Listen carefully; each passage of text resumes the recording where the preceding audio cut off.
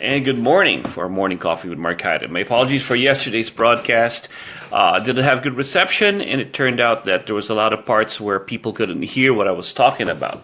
So I'll revisit that post again right now. So the topic I want to talk about is about a lesson I've learned while revisiting some old footage of the days when I used to teach in my old days of teaching martial arts. And that was pretty much trying to find out that when I was teaching then, there were times when I would get frustrated with my students because they weren't performing to the level that I expected of them to do. And I would always put it on the excuse that I want more for you than you want more for yourself. I want you to be better than me, so I'm pushing them really hard. And my frustrations would come out because then it looked like I was a very, very strict instructor. Of course, I was young, I was a go-getter, and I really wanted my guys to be good. And I would say, I'm hard on you because I really want you to be the best that you can be.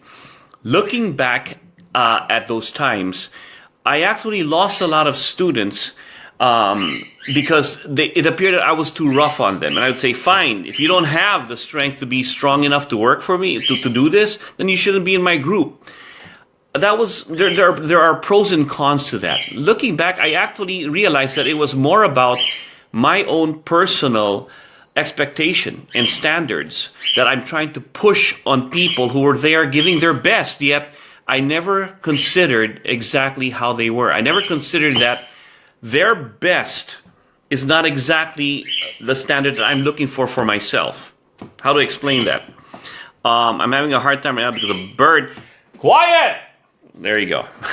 Always wants to talk when I'm talking. Never get a cockatiel. But going back to this was, I had to appreciate that they were giving their all. And that should be good enough because they're giving their all. The fact that they cannot reach a certain level, I never took into consideration that we're all different. We all have different attributes, and we have different attributes that you have to appreciate. This is all he can do. Don't ever expect somebody who's shorter to be able to reach the top when they can't get up there. They have to get a stool. So looking back at this, I have to apologize to these guys looking those videos. I have to apologize to you guys because I wanted more for you than you wanted for yourself. That's wrong. You wanted to be good, but the problem was I wanted more for you because it's what I wanted. It was because I had these expectations, and this is what I want. I wanted, if you said you were part of my student group, you were this good. And the expectations of that was I never looked on the other side. And I found this out the hard way when I had some heartfelt confessions and writings from my students before. I said, you were really hard on us. And there was a time when you said, you guys don't even train or put so much time in it. How dare you waste my time? And they were like, you don't get it. I give up a lot to be here, and I gave you my all. And that's all you saw. You only saw it from your own point of view. So when you think of your expectations that you have of people, consider also the fact that these are your expectations, these are your standards, and that you're looking at it from one point of view. Look at it from their point of view and realize that they may be giving their all, and they can only do so much. You have to accept the differences, that we're all different. We're all built differently. And from that, it makes it an easier transition. Always look through things with compassion.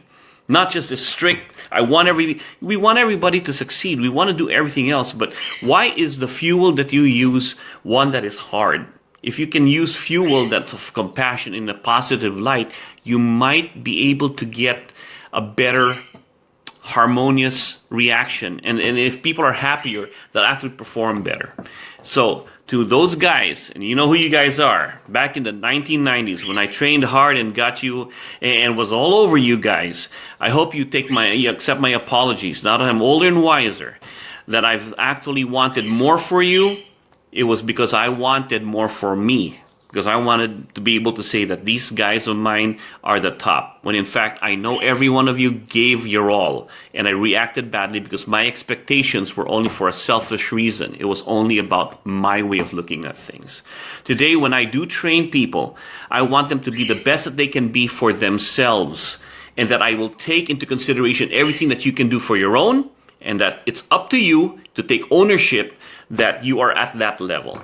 not the level that I set for you, which are unrealistic if your body mechanics, if your temperament, if all these things do not match what I'm doing.